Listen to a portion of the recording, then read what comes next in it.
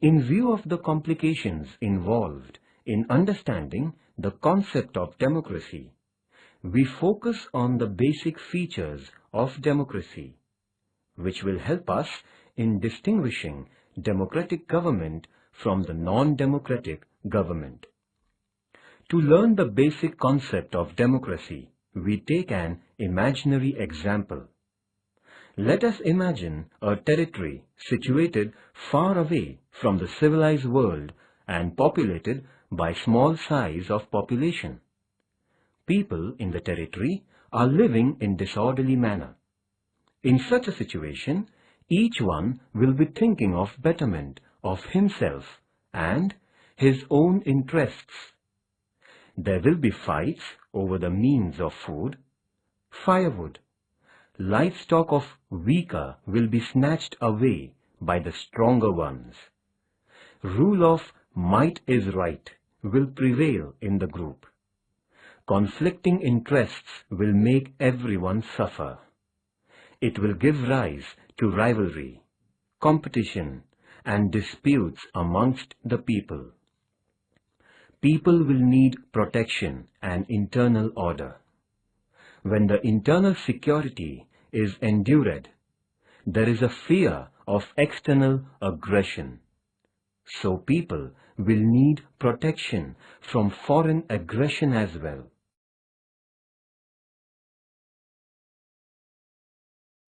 This will make the people realize that there are some problems which are to be solved collectively. So they will come together and discuss their problems and the remedies to them. Gradually, they will form themselves into an organized group. They will start thinking of the problems arising out of conflicting interests, problems of the group as a whole, and also the ways and means of tackling these problems. Of course, this will not take place in one meeting. To begin with, all people of the territory will come together, time and again, sit together, and will take collective decisions in the interests of the whole group. Now, the problem will arise as to who will decide what is beneficial to all, who will make the laws, who will implement the laws. Therefore, for making and implementing laws which are beneficial to all, then government will become necessary. Besides, for maintaining internal peace and order, and for protection from external aggression, a body called government will be needed. People will have to decide questions like, how to create this government? How will it function? This means that now people will face issues like how to form the government, what rules this institution will follow, etc.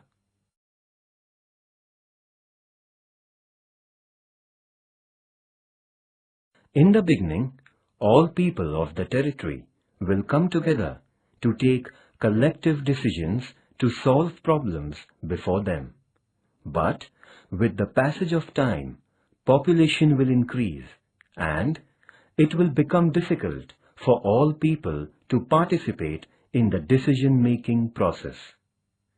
Even if they could, they will not have time, the desire and the skills to take part in all the decision. So, people will decide to send their representatives who can think, who can speak, and express their opinions, who have necessary skills to tackle complicated problems, and act on behalf of the people, and work for the general interests of the whole group. A few people who are representatives of the whole group will form a governing body and rule over the group. Thus, people will participate in the decision-making through their representatives and elect their rulers to implement the decisions. this will be a democratic system. Friends, if you consider the chain of events in the above story, you will come to know the process of the formation of democratic government. In the end, repeatedly held peaceful discussions among the people lead to the emergence of democracy. From this, we can say that democracy is the government created by the people, run through their own elected representatives to protect their own interests and the interests of the society. As Abraham Lincoln once said, democracy is government of the people, by the people, and for the people.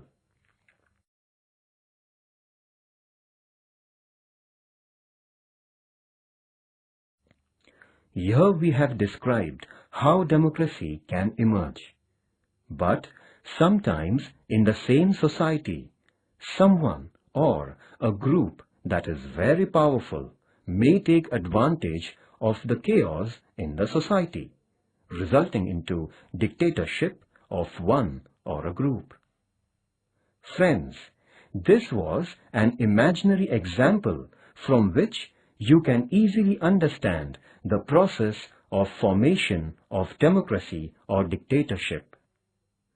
Following chart will help you in understanding this process in detail.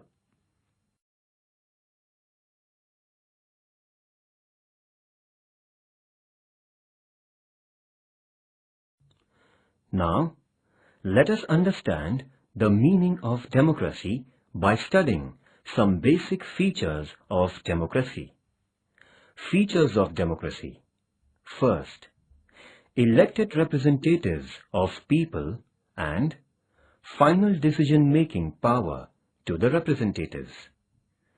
Democracy is a form of government in which rulers are elected by the people. Rulers are elected by the people is an underlying thing in democracy.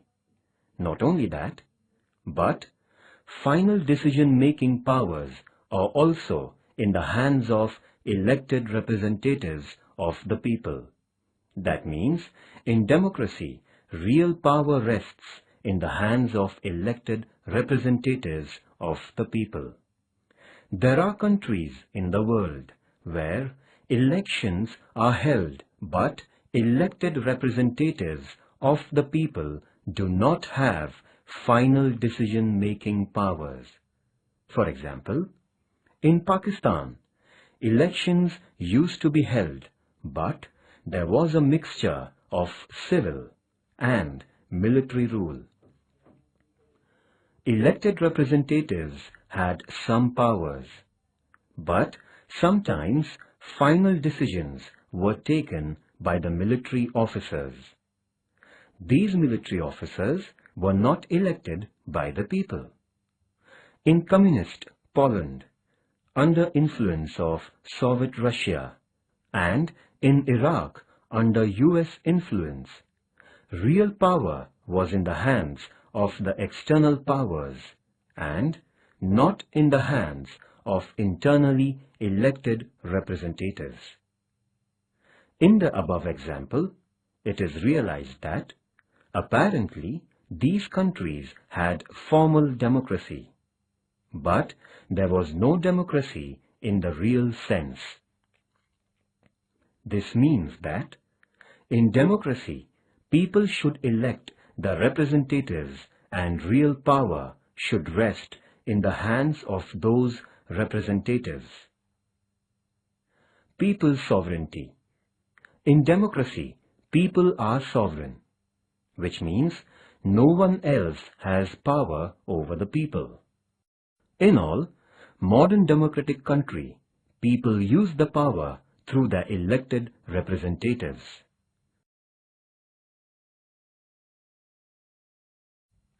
Second, free and fair elections. If any country is a democratic country, then the citizens of the country must have the freedom of electing their representatives. Elections in free and fair atmosphere are essential in democracy. In countries like China, elections are regularly held, but in respect of the elections, the conditions are not conducive to free and fair elections.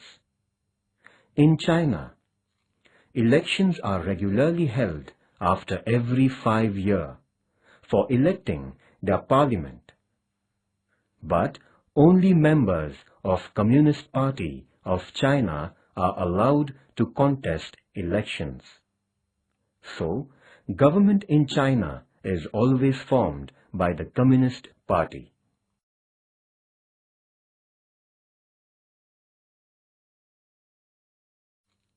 In Mexico, since its independence in 1930, elections held after every 6 years to elect their president.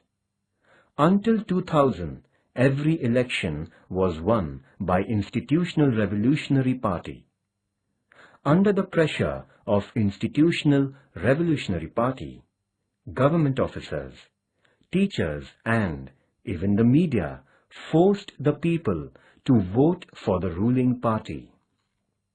So, opposition parties did contest elections, but they could never win before 2000.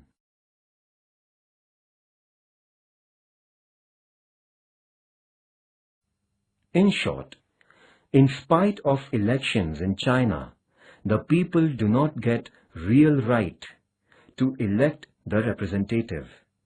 In Mexico, people seemed to have a choice, but in practice they could not exercise the same. In both examples, there was no way the ruling party could be defeated, even if people were against it. These are not fair elections. Therefore, these countries cannot be described as democratic countries. When people can contest elections fearlessly, without any pressure, true democracy comes into existence. So, a democracy must be based on free and fair elections where those currently in power have possibility of getting removed from the power. What is the importance of free and fair elections in the existing of democracy?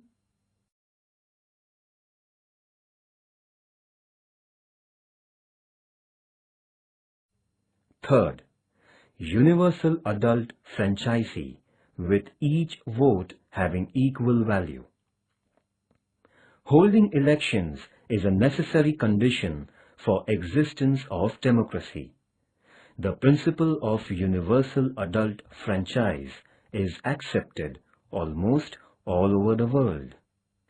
Every adult citizen must have equal right to vote. Elections in democracy will be meaningless if equal right to vote is denied to the citizens.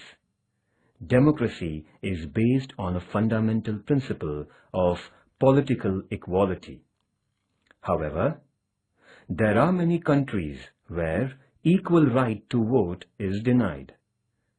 Such countries cannot be described as democratic countries. For example, in United Arab Emirates, women have no right to vote.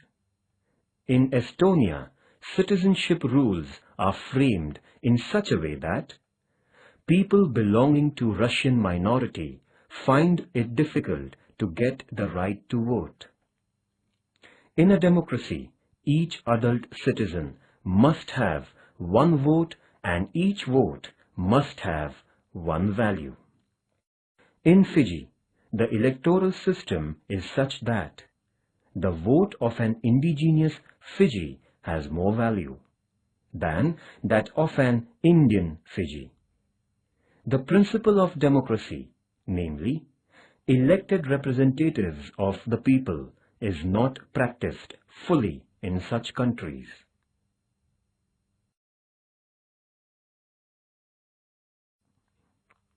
Activity.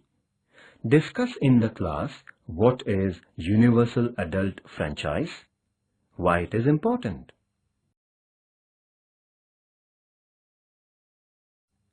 Fundamental rights and protection of freedom.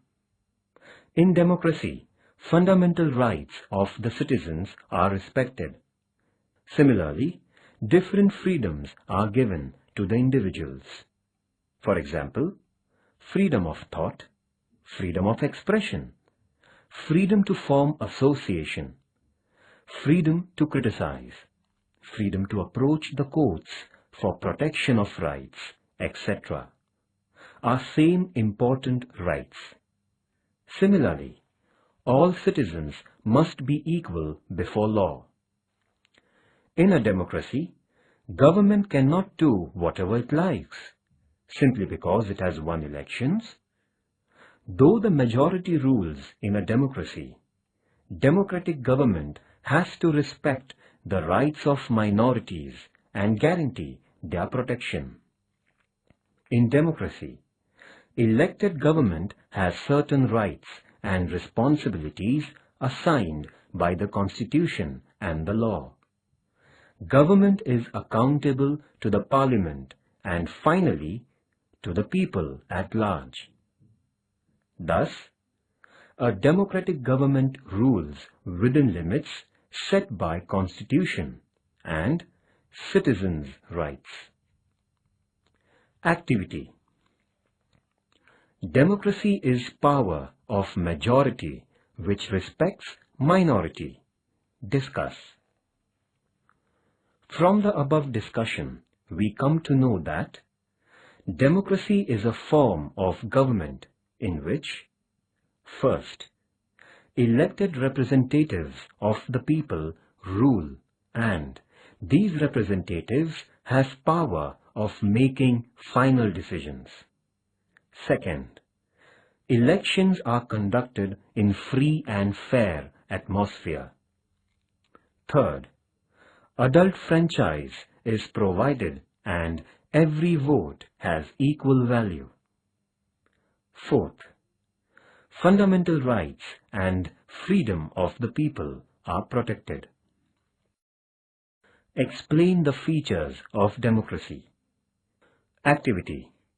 Discuss in the class whether above features are found in Indian democracy.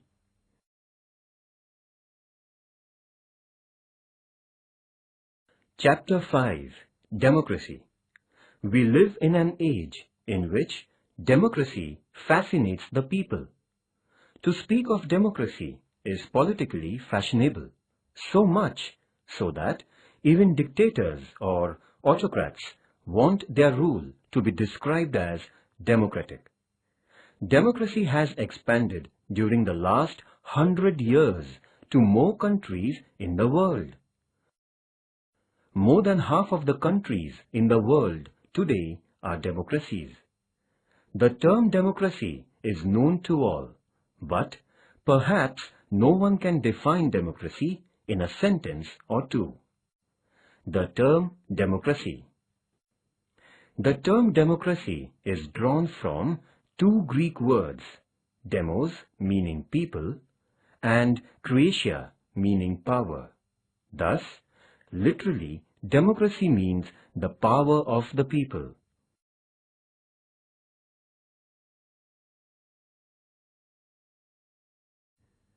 Forms of democracy. Right from ancient times, the system of democratic government has experienced various transitions. Therefore, we can divide democracy into two types: direct democracy and indirect democracy.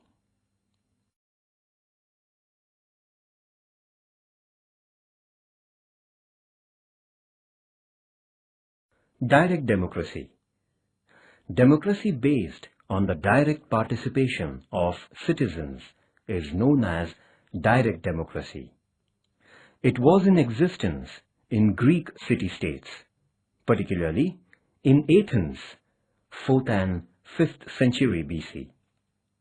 In direct democracy, there is direct participation of citizens in the decision-making process. Greek and Roman city-states were small in size. Besides, women, slaves, foreigners, etc. did not have status of citizenship, so citizens also were small in number. Public issues were also not as complicated as they are today. Therefore, citizens used to resolve public issues with discussions and mutual consultations. In direct democracy, people could directly rule over themselves. That means people were sovereign in real sense. In modern times, population has increased. Similarly, public issues also are getting complicated. Therefore, direct democracy has become impracticable.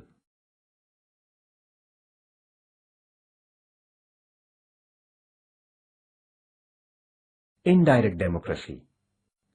In modern nations, because of large territory and population, direct democracy could not survive. In modern democratic nations, all citizens do not take active part in the affairs of the government.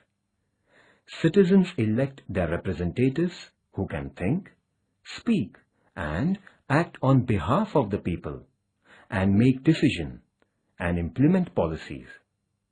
The democratic form in which elected representatives run the government is called indirect or representative democracy. In states like England, the USA, France, and India, there is indirect or representative democracy. Representative democracy means a democracy in which government is formed from amongst the elected representatives of the people. Since citizens express their views not directly but through their representatives, it is called indirect democracy.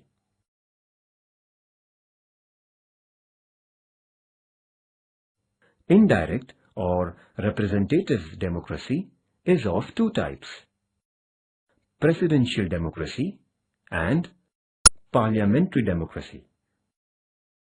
In England and India, parliamentary democracy is in existence, whereas presidential democracy exists in USA and France. The problem with indirect democracy is that a very few people take real interest in political affairs or study political and other problems. Most of the people have practically no interest in government. This is particularly seen in the case of developing countries. Even then, participation of all citizens in governmental affairs is not possible today. Therefore, indirect or representative democracy is inevitable.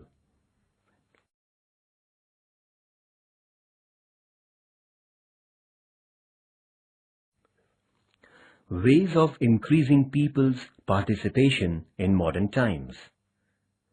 So far, we have studied two forms of democracy: direct and indirect. In today's situation, direct democracy is impracticable, but in indirect democracy, people do not have sufficient opportunity to participate. So, some countries, for example, France, Switzerland, etc., have adopted some measures for encouraging people's participation. They are: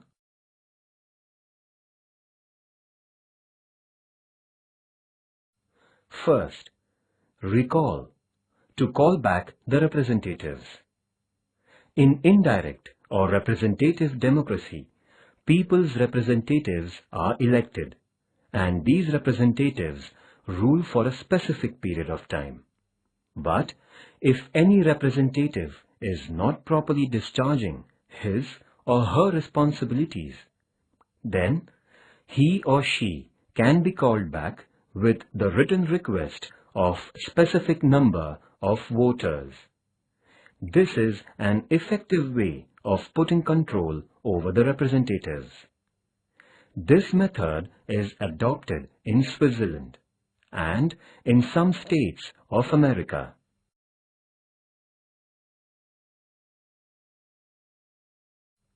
Second, initiative, proposal of law through public. Proposing and making law is a responsibility of the legislature. However, when citizens propose a law, it is called initiative. In some countries, there is a system that legislature must consider proposal if supported by a specified number of citizens. This right is enjoyed by the citizens of Switzerland.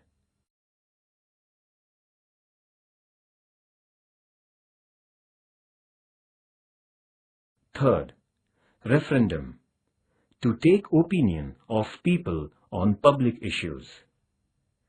This method is adopted to know public opinion on some important public issues and thereby include the people in the decision-making process. Decision is taken only after knowing the public opinion.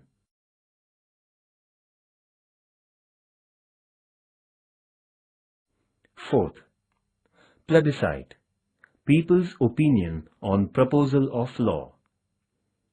Many times the terms plebiscite and referendum are used synonymously. Opinion of the people on political, social, or economic issues is taken through referendum. However, method of plebiscite is adopted to get approval of citizens on the law passed by the legislature. This is called plebiscite. For example, in Australia, plebiscite is needed for amending the constitution. Activity: organize a debate competition on Democracy in India, a Successful Democracy. Collect information on parliamentary democracy and presidential democracy with the help of your teacher.